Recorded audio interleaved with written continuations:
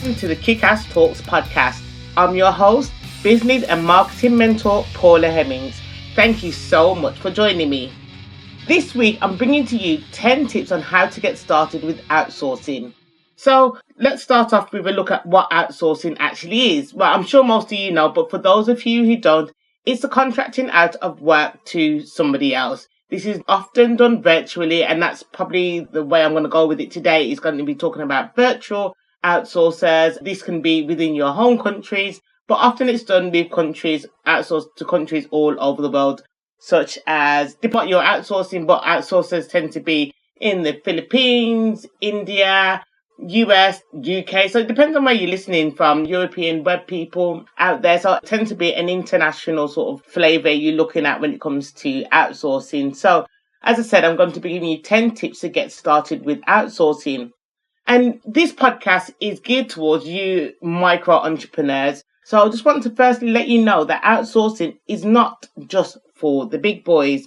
You as quite a small micro entrepreneur working from your kitchen table or your backroom office at home or wherever you are, or you might be in a coffee shop, you might even be at a pub, wherever you're working from, don't feel like you have to be a massive organization to actually utilize outsourcing. It's a really great way for you to free up your time and focus on getting and keeping clients. So don't fall for that misconception. And it's never too early to get started with outsourcing.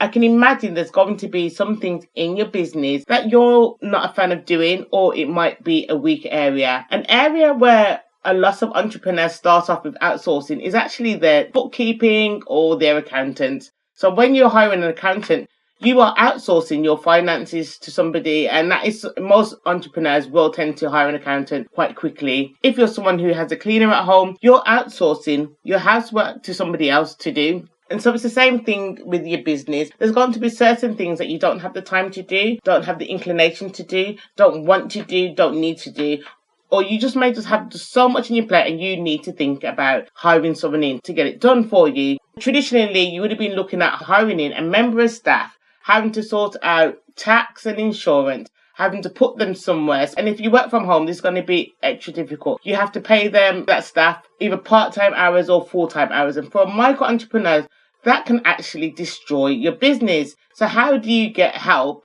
and support with your business growth and the day-to-day running of your business without breaking the bank? Well, outsourcing is the way forward for you. So the first tip I would say is to remember, you're going to might think, what has this tip got to do with outsourcing? But it will make sense, trust me, just go with me on this. So I would say if the first tip is really to reconnect with your business goal. And I feel like I've been saying this a lot on this podcast lately, but I say it a lot because it's relevant and it's something that you should probably do on a daily basis. Anyway, so reconnect with your business goal, reconnect with the reason why you're doing what it is you're doing. What is that purpose? Why did you start off? What were your goals? What do you want to change in the world? Who do you want to help? And what is the financial gains that you want for your business? By looking at goal again, it will help you just to reframe your mind and to refocus a little bit and to put you in that sort of CEO position of director as that boss of your business.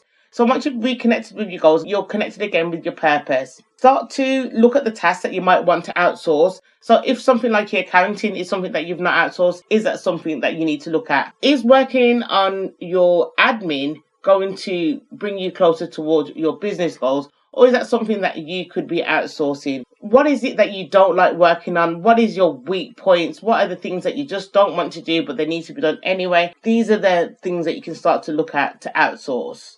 And then I'd recommend you starting to research on freelancing websites. So the sites I really love actually is Upwork.com. I say I really love it because I've used it for years. I find it really, really easy to use. It's just pretty user-friendly. There's stuff on there from all over the world, and I just find their systems really good, and there's great ways to control your budget on Upwork and what have you.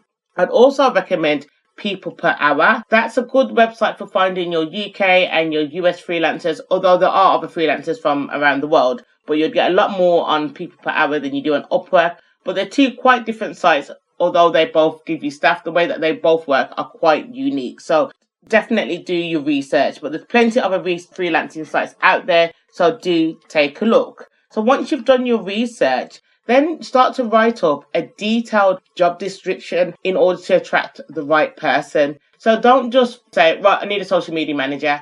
Think about the person that you want to work with. What experience do you want them to have? What social media sites would you like them to have expertise in? If it's a social media person you're going for, what kind of personality traits do you want them to have? What availability? Is it important that English is the first language? Because when you're dealing with these outsourcing, freelancing sites, you will have to consider these things. Or is it just important that you have a good standard of business English, for example, which is a standard that I tend to go for. And then once you've written out a detailed brief, then set a budget, which is quite important because, again, we don't want to go down that route of bankrupting ourselves. So set a budget of how much you want to start working with. When I first started working with freelancers, the first freelancer I hired was my virtual assistant, Marion, who I'm happy to say is still with me about 4 or 5 years down the line. I started off on a budget with her of about $10 a week because I just wanted to get used to how the system worked, how we would work together, how much work she could get done in a certain amount of time. And that really worked for me. That budget's obviously increased over time. But this is what I want to let you know, is that you do not have to worry about it being overly expensive. If you were to hire a staff, even at a part-time basis, they're going to be costing you at least on a kind of low wage, £400 to £500 per month, probably at a minimum part-time hours, if not more, because then you've got your tax, your insurance that you have to pay for them and somewhere that you need to put them.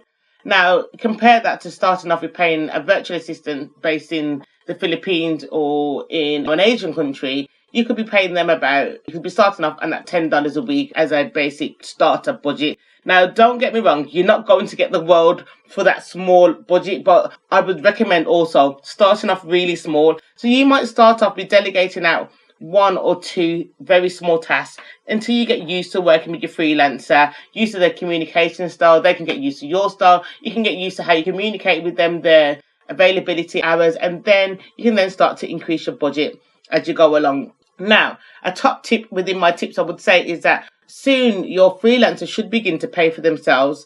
The tasks that they should be working on should free you up for you to be able to focus on planning your business and, most importantly, getting and keeping your clients. So make sure that you do get a return on your investment, which you should start to see after a short while. So you've set your budget, and then the next step is to hire your freelancer.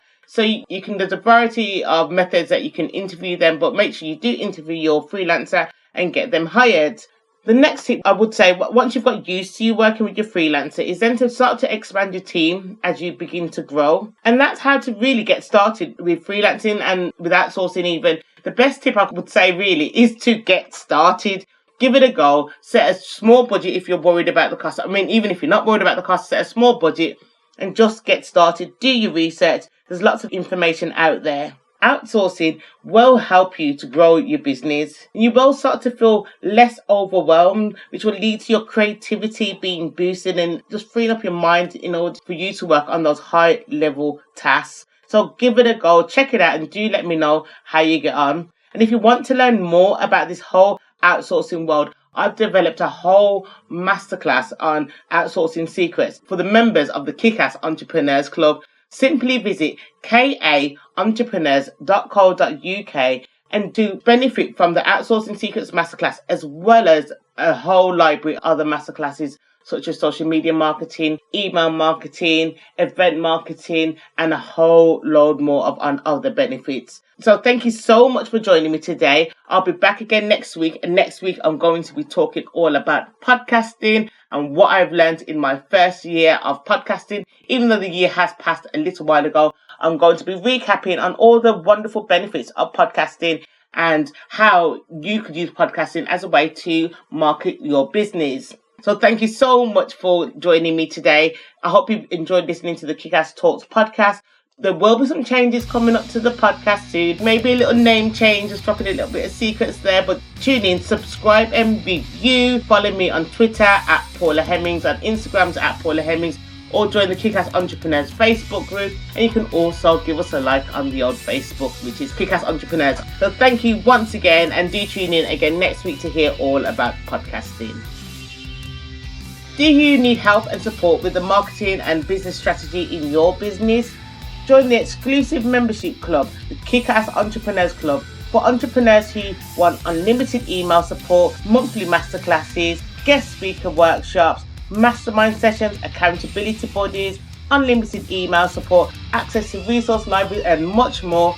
Check out the kaentrepreneurs.co.uk. That's kaentrepreneurs.co.uk. I'll see you there.